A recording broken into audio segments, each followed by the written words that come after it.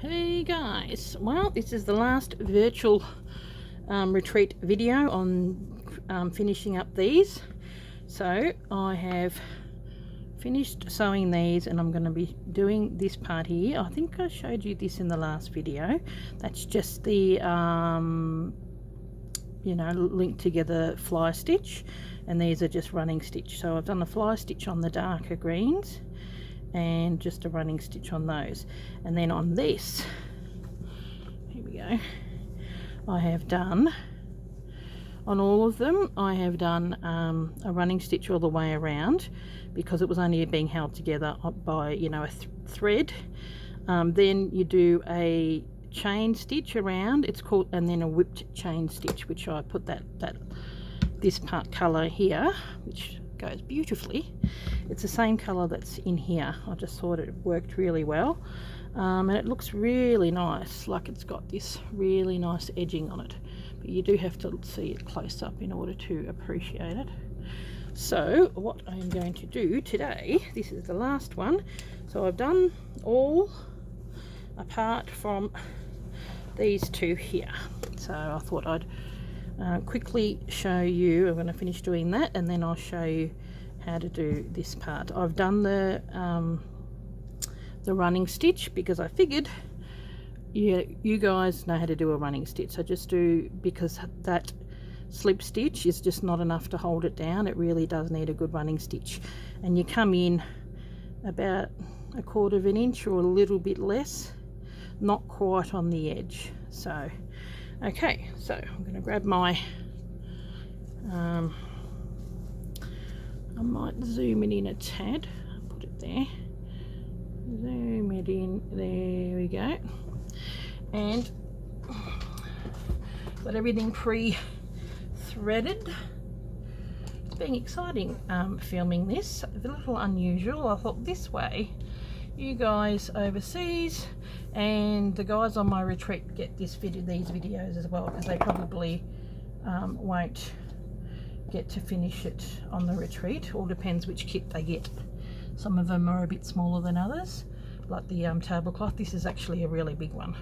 So okay, so what we do, we're just going to be doing a running stitch. So just come in here, and I tend to do, now it's a little, this won't be as hard for you guys because it's just the material, whereas I've got that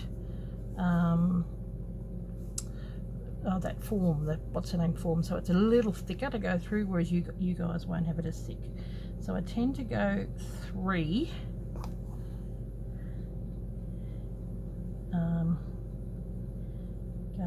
do 3 on there. It gives it a bit of an idea of, so that's going to be holding that down too, because once again all it has is just a slip stitch. So then you go there and you go underneath, that's the join. So if you do 3, you generally will have good spaced stitches, and it'll be held down, and then it adds like a continuity to the piece. I was going to do some, like maybe do some stitching around there and around here, but I think it is busy enough. I think it's what we have got here is enough, like for mine anyway. So even though you guys have all got your kits, they are all going to vary, which is really nice. It's something the same but yet different, which is good, which is what I want, because everybody's piece is unique, and you're going to like your kit and the colours that you've chosen better than what I've got here, because this is my taste. I love pinks and greens. Okay, double checking, yep, still in camera, always got to double check it. Okay, So I hope this hasn't been too overwhelming and you've done really well with your pieces.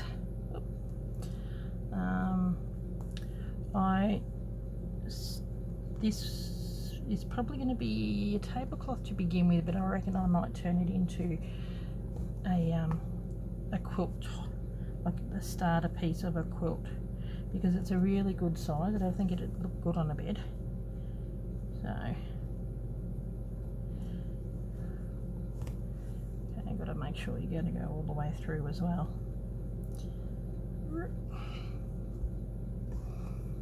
Just look. Yep.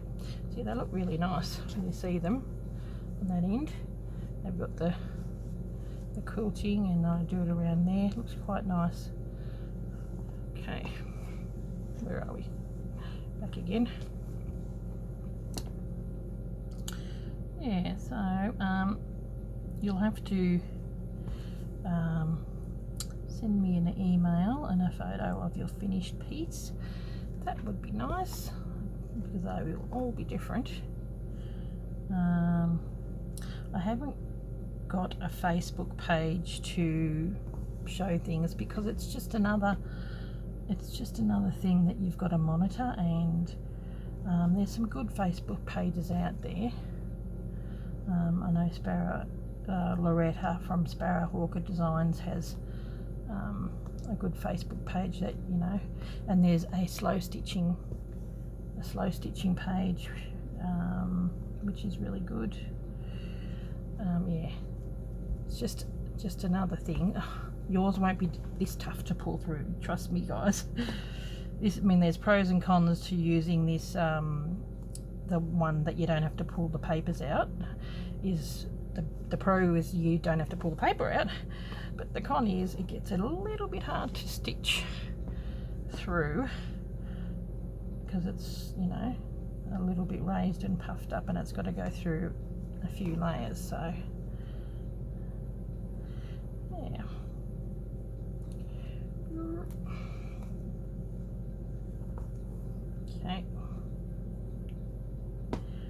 Okay, well I'll pause and come back when I'm going around here, because you got the drift of what we need to do.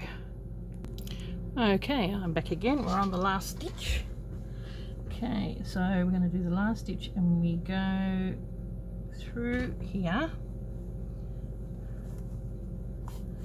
and what I'm going to do is I'm just going to go through the middle underneath so you don't see that stitch. This is how I do it. Where are we? Coming up off to the side a little bit, so that we start in the corner. Oh, hopefully you guys can see this. Takes a bit of fiddling. Nope.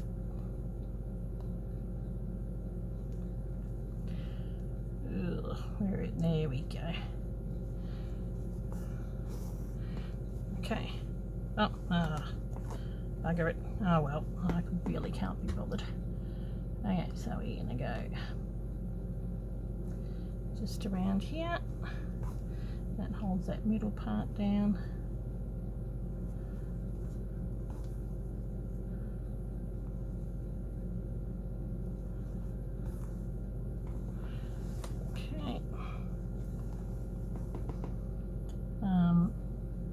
I think there might be one or two others out there that the tablecloth is as big as mine. As much as it's beautiful, you know, you really got to gather it up. So the smaller ones are probably going to be a little bit easier to sew, but you know, it looks really nice. Once I've finished this, I'm going to lay it out and you'll get to see the finished piece all in one, and I'll lay it out on the bed and you'll get to see it, what it looks like, even though at this stage you probably have already seen it, because I would have shown it on when I introduced my retreat. But you get to have a look at it, and because you get to keep these videos. So oh, this one's going to go across rather than under. Oh well, quite a big piece. This next bit, thank goodness, is not as this part here will be really easy, and that's how easy it will be for me to do that one, is what this will be like for you, because you haven't got that thickness. Certainly get tough old fingers doing this job, I tell you. Now, nearly done. 2 more.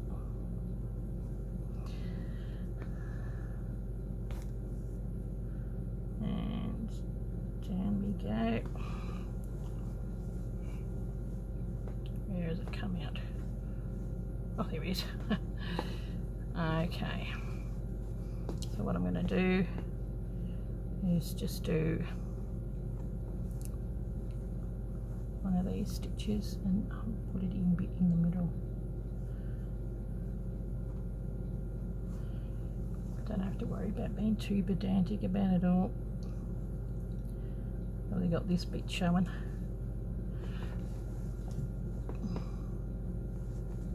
I might even go up to that and hold that down, to be honest. I don't want it catching on anything, so hold that down.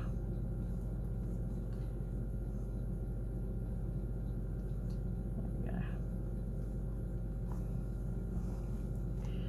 we go. Okay, so that's our little flowers done, and I think they look really cute. Just look. There we go. How cute are they? Okay, I might zoom out a little bit in order to do this next piece, because it's a bit longer. So cute. Now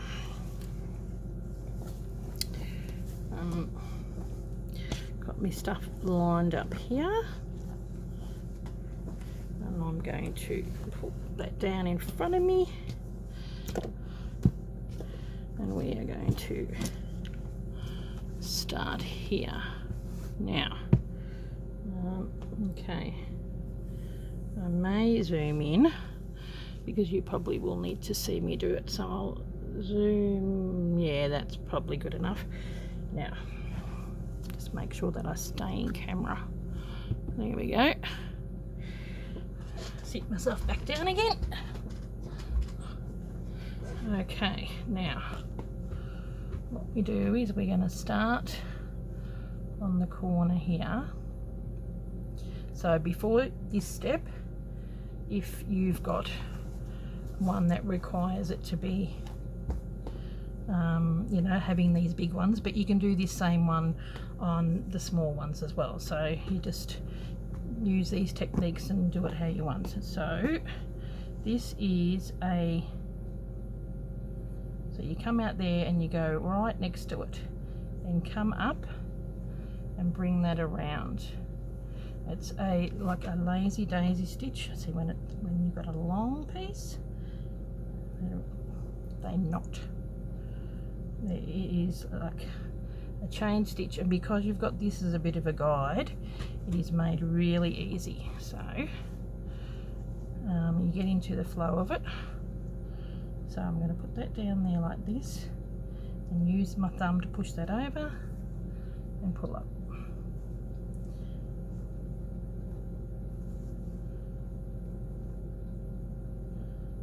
Thumb, push it up.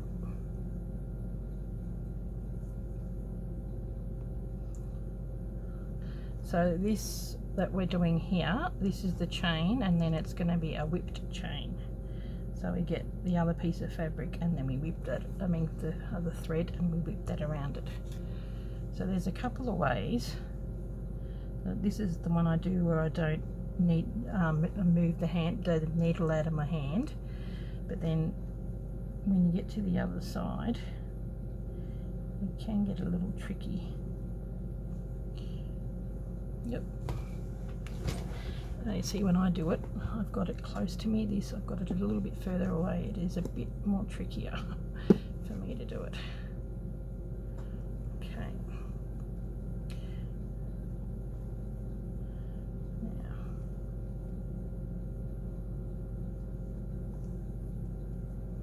hang on to it and then let go. So when we get to the corner, most of the time you do end up at the point, but even if you don't, that's okay. I'm going to embroider until all this is used up. So you can go there and then you just go across. Okay. Now here's another technique.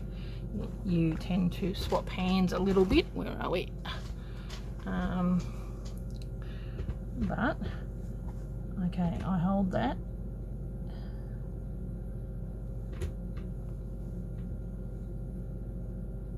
But you know, it does become pretty quick.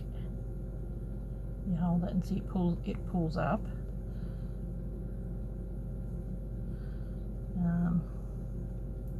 Be careful not to grab the mat. Oh, that's my cat, I think. Yes. No. No, she's on the bed. Actually, when I put this on the bed, you may get to see her. But I find, personally, doing it this way, because I'm not having to change my hand all the time. Oop. It works. Okay.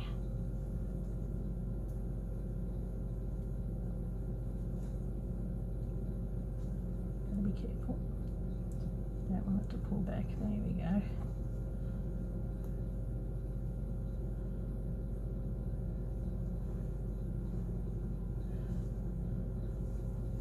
When I've got it closer, it does work better.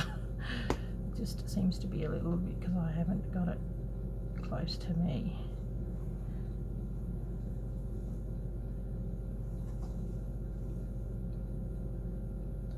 There we go. I usually hold it until, now when we get into the corner, this is lucky because it's just happened to be the same. Catch it, go around the corner,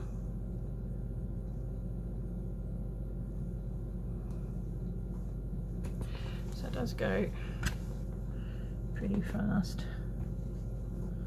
So you're doing it this way, you're not hanging on to the actual fabric and crouching it around you. So as far as I think for me showing you, and cat hair, this is probably easier because it's further away, so I'm not having to grab it. But when I do it myself, bringing it close to me, I'll do it the other way. Same technique. Gets the same results.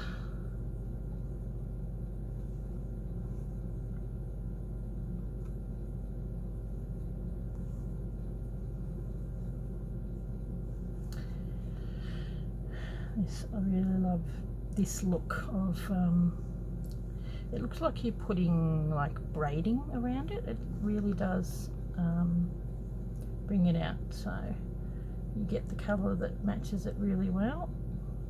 See here, this one I'll show you. See, it's a little bit, you know, we're going to have to go a bit longer than that, so we'll come around here and it goes around the corner, but it does work. So just put it up and you put that other piece on there, that'll be fine. So I'm so used to grabbing it.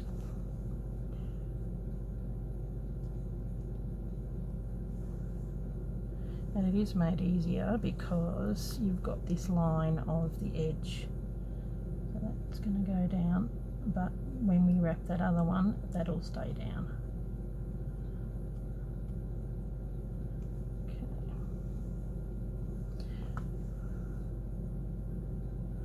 So hopefully you to bring this along with me.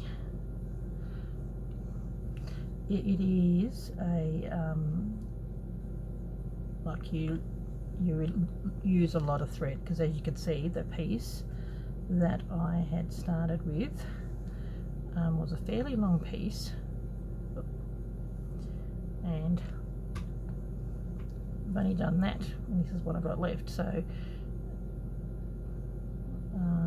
you almost need to get a new piece maybe for this size, because these are the big ones, probably about maybe 2 to 3 times. All depends how your big piece is. I've had it where I've had like this much left and I had to get another piece. Didn't quite work.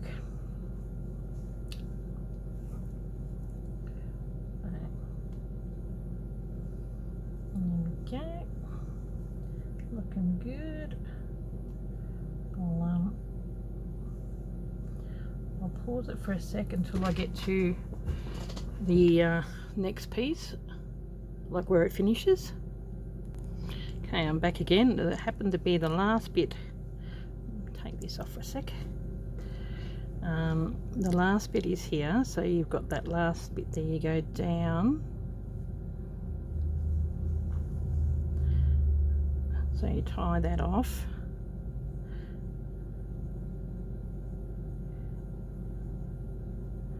Might tie it off a couple of times. Then get another piece. As it goes through the thread, this is a fairly full thread before I started, so I'm going to get another fairly big piece.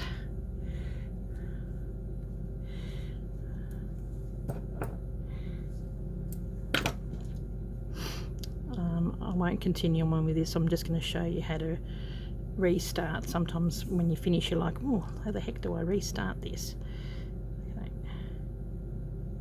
Okay, now what we're going to do is we come up, whether it's on the corner there, right next to it there, like come up there, and then for the loop we actually go through that again, and we continue on.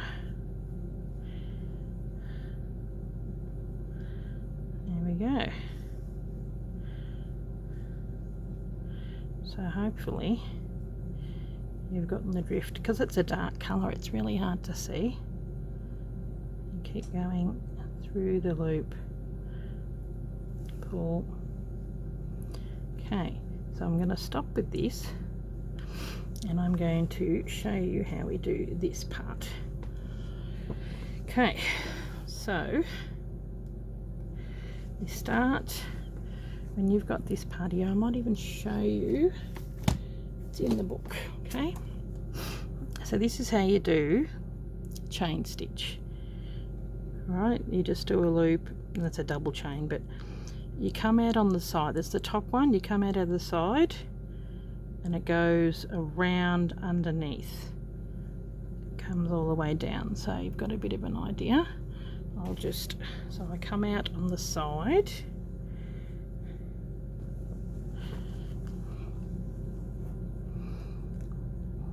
here. Oop. And I haven't got a real long piece because it does get tangled.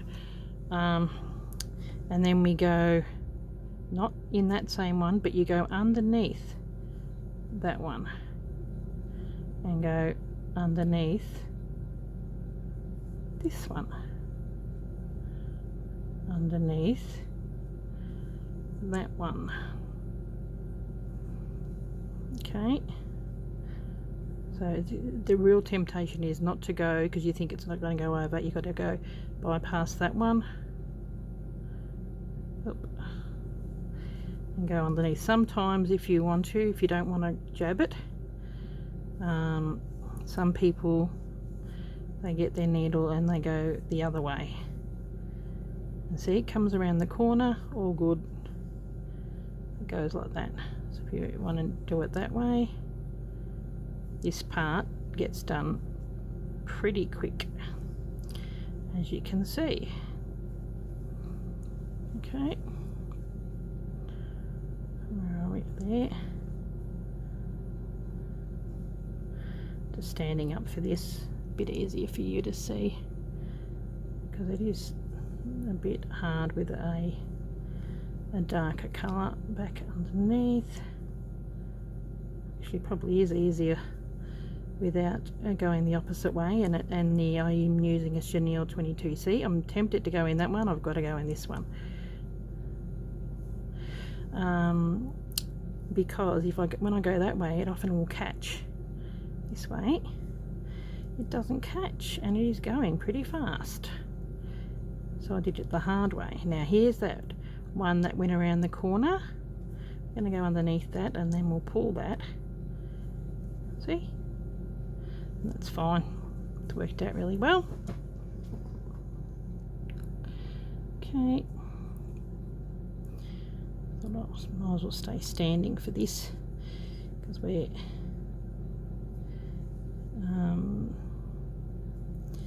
it happens pretty quick.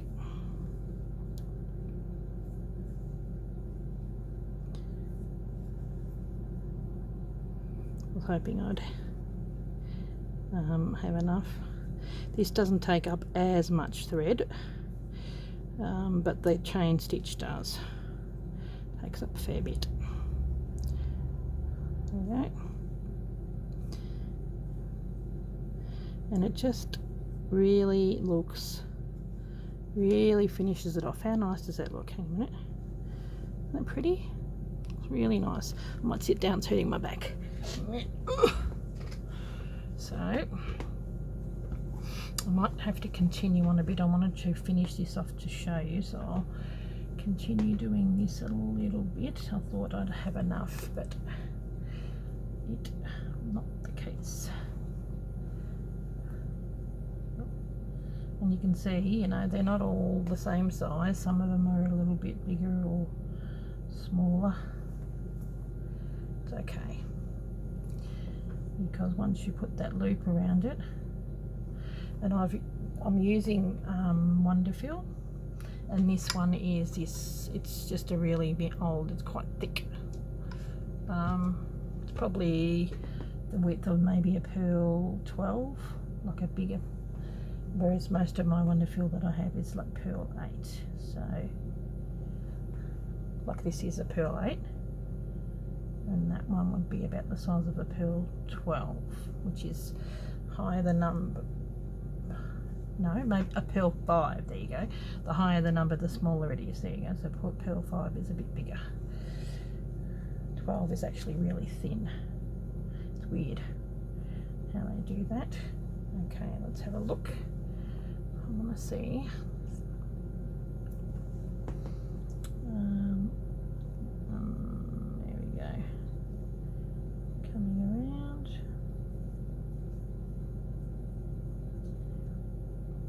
Only thing you do in this way, you've got to be careful that you don't pin yourself with the needle on the other end.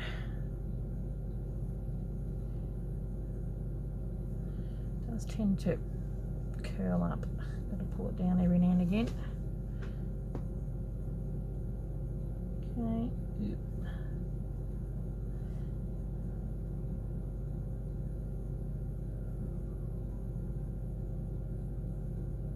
Underneath.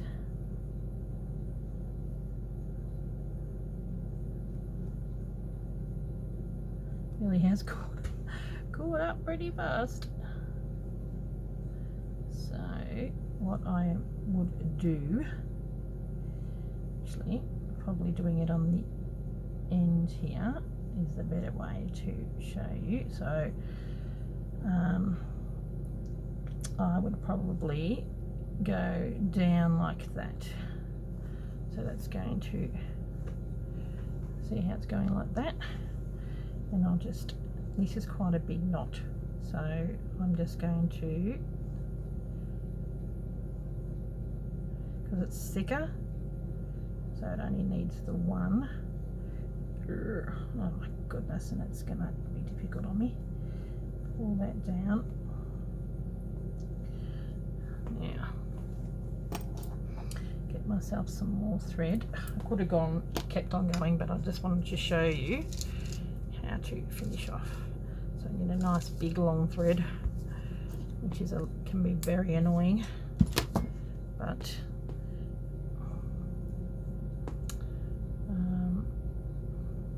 at least I don't have to rethread it, which I think it's probably a bit too long